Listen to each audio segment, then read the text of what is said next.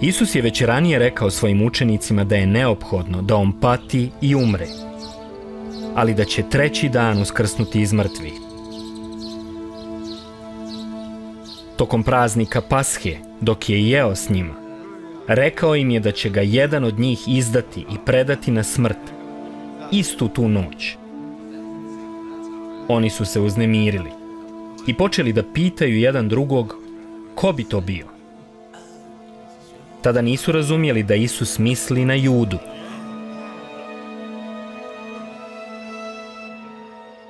Nakon večere, Isus ode sa svojim učenicima na Maslinsku goru da se moli. Iznenada dođe Juda sa grupom ljudi naoružanih mačevima i toljagama. Bili su poslani od vjerskih vođa i velikog svećenika. Juda priđe Isusu i poljubi ga, a to je bio znak ljudima koji su došli s njim da ga uhvate. Odveli su ga vjerskim vođama da ga ispitaju. Tražili su optužbu koju su mogli da iskoriste protiv njega, kako bi ga osudili i ubili. Veliki svećenik se okrenu Isusu i reče: da li si ti Mesija, Sin Božji? Isus odgovori: da, ja sam taj koji kažeš. Tada veliki svećenik poče da viče i trga svoju odjeću, rekavši: on huli na Boga, zaslužio je da umre. Tako ga odvedoše do upravitelja i optužiše ga za izdaju, podsticanje ljudi protiv rimskog autoriteta i tvrdnje da je kralj Židova. Kada Isus nije odgovorio ni na jedno pitanje koje mu je upravitelj postavio, ovaj mu zaprijeti i reče: ne želiš da pričaš sa mnom?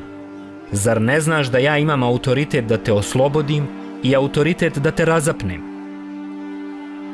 Isus mu odgovori: niko ne može da uzme moj život od mene, mogu odustati od njega svojevoljno. Upravitelj nije našao nikakvu krivicu na Isusu, ali kada je čuo gomilu kako viče: razapni ga, dao im ga je, rekavši: njegova krv je na vašim glavama.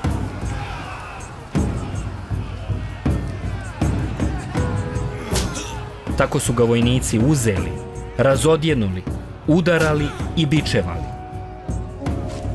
Onda su mu dali da nosi svoj križ preko grada, na mjesto gdje će biti razapet.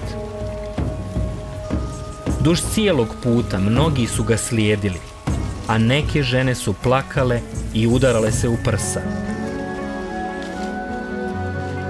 Kada su stigli, stavili su ga na križ, prikovali mu ruke i noge i razapeli ga između dva kriminalca, jednog s njegove desne, a drugog sa lijeve strane.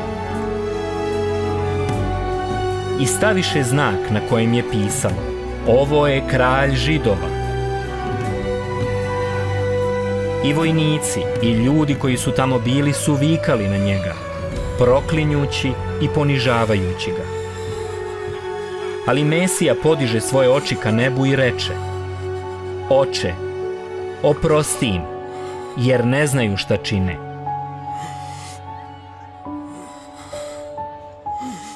Jedan od kriminalaca koji je bio razapet sa Isusom poče da huli, proklinje i ruga mu se, a onda reče: zar nisi ti Mesija? Onda spasi sebe i nas. Ali drugi kriminalac povika na prvog i ukori ga, rekavši: zar se ne bojiš Boga? I ti i ja zaslužujemo da budemo razapeti za ono što smo učinili, ali on nije učinio ništa loše. Tada se okrenu Isusu i reče: sjeti me se u tvom raju. Isus mu odgovori: danas bit ćeš sa mnom u raju. U sredini dana sunce je nestalo i nastala je tama.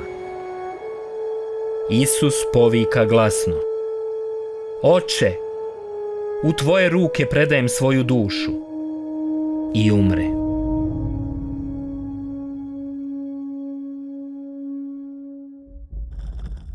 I u tom momentu nastade zemljotres, a zavjesa u hramu se rascijepi na pola, od vrha do dna.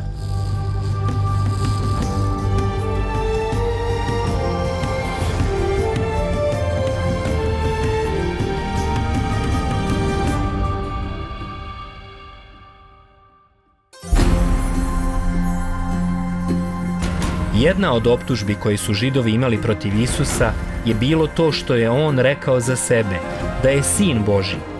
Oni su to shvatili u fizičkom smislu. Da li je to bilo ispravno? Isus je imao vlast da spriječi svoje razapinjanje. Šta misliš? Zašto je bio izabrao da bude razapet? Kako znamo da Isusova smrt nije bila slučajnost i da ga nije iznenadila?